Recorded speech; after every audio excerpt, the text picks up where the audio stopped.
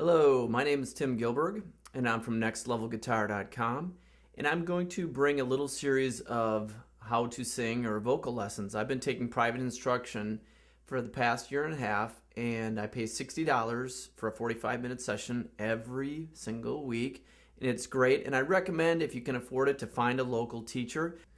I'm going to try to take the best of what I've learned and put it into these small instructional videos, and hopefully you can get something from this. I recommend, if possible, to get a vocal instructor in your town or city or wherever you live. And it's great because they can analyze and work on many, many things. The thing is, your voice is an instrument. And when I first started, I thought, well, some people just have the gift that they're born with. This could be sports or gymnastics or vocals. But a lot of people can work. If you take the tools and the lessons, you can improve. And today what we're going to do is I'm going to give you the simple warm-up exercise. This is used by all the top teachers, and it's very straightforward. The second thing I'm going to do is I'm going to supply a link for an MP3 scale. It's a piano scale that we had. It's a piano scale I had someone enter, and there's a male and a female range. It's an average range. Voices have varying ranges, low, medium, high. We'll get into all the terms later, but it's for the average male and the average female voice range. And this is a piano scale going up and down, so you can practice this first exercise I go over today. And what it is, it's called the lip roll, and it's to warm up your vocal cords. When I first started doing these exercises, I felt ridiculous. I could only do it in a locked room with no one around, or in the car. And even in front of my daughter, I couldn't do it. It's a progression. Don't feel stupid if you do this, and don't feel bad if you just do it in the bathroom or wherever. It's a progression, at least for me. Some people can just get right out and do it. I have to ease into things. So it's called the lip roll. And what you'll do is you'll do that along to the scale that I supply. And a couple reasons why. When I first started, I asked, well, why can't I just do the scales without on my own and without the piano backing? And she stated, and it makes sense, it is also ear training, because you're constantly hearing the correct notes, the correct pitches over and over and over. And I would recommend this. One thing I really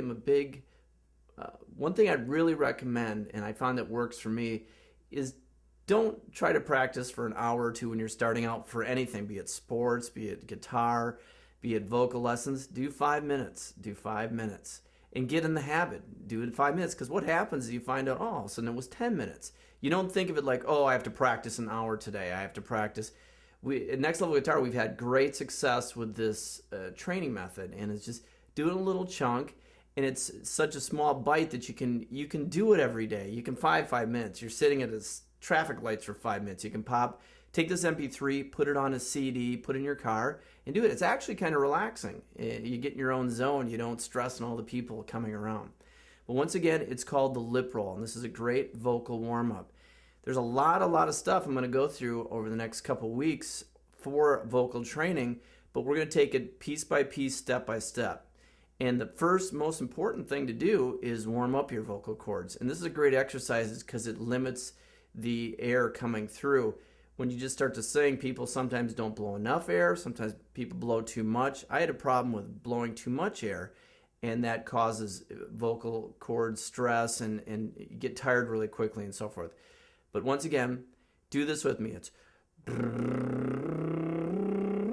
no pressure. You're just no pressure at all. And that's the key to singing too, is not straining, not gripping, it's key to have all of this relax your throat muscles, and this is a great exercise to do it. So some people will recommend you put your fingers like where your dimples. You might have dimples, you might not, but if you don't, where your dimples would be, and kind of push there, and that helps people get the rolling.